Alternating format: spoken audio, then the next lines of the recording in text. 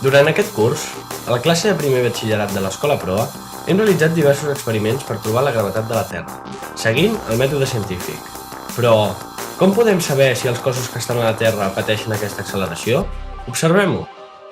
El primer experiment que varen dur a terme va ser la caiguda lliure d'una pilota de tennis des d'una alçada de 10,8 metres.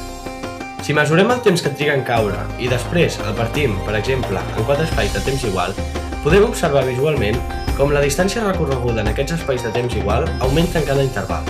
Per tant, podem afirmar que aquesta acceleració, la gravetat, existeix. A l'hora de calcular-la, necessitem el temps que havia trigat en caure i la distància que havíem mesurat prèviament. Finalment, obtenim que la gravetat és d'11,28 metres per segon al quadrat. Però, perquè el resultat sigui més exacte, vàrem repetir l'experiment diversos cops i a diferents alçades.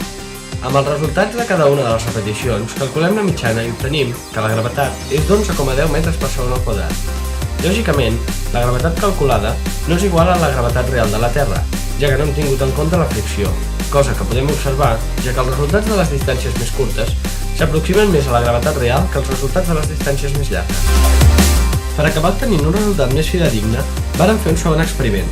Vam utilitzar un pendent mil·limetrat per on deixàrem caure una pilota de tennis al llarg d'una distància determinada i en calculàvem el temps. Després, vàrem fer diverses repeticions variant la distància.